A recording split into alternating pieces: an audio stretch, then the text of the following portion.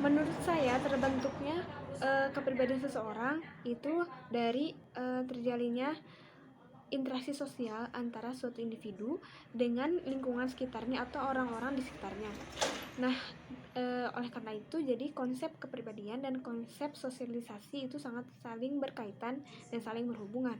Proses terbentuknya kepribadian berjalan beriringan dengan proses sosialisasi yang dialami individu tersebut. Nah, faktor-faktor apa saja yang mempengaruhi terbentuknya kepribadian? Yang pertama, faktor genetik. Jadi masa dalam kandungan itu sangat masa-masa yang kritis. Jadi masa yang dipakai untuk pembentukan pola-pola kepribadian. Yang kedua, faktor lingkungan.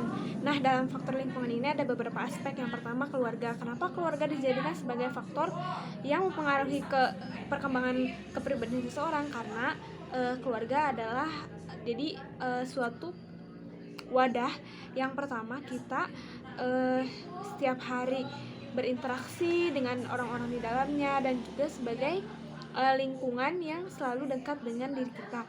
Nah, misalnya di keluarga kita selalu diiringi dengan suasana yang harmonis, suasana yang agamis, maka akan memunculkan atau menimbulkan perkembangan kepribadian yang cenderung positif.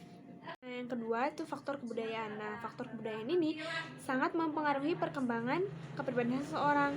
Selain mempengaruhi kepribadian seseorang, juga cara berpikir atau cara berperilaku juga sangat mempengaruhi terhadap diri kita sendiri.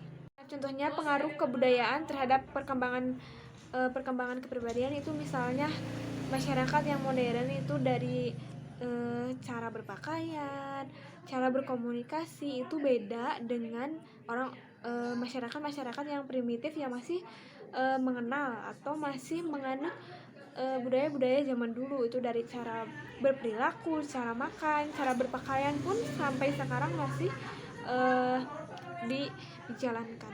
Ada faktor sekolah. Ini faktor sekolah juga sangat mempengaruhi kepribadian seseorang.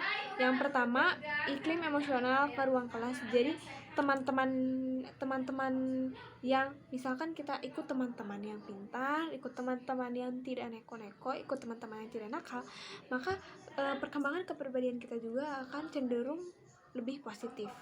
Nah, juga ada disiplin dalam misalkan kalau misalnya kita telat masuk kelas bisa dapat denda.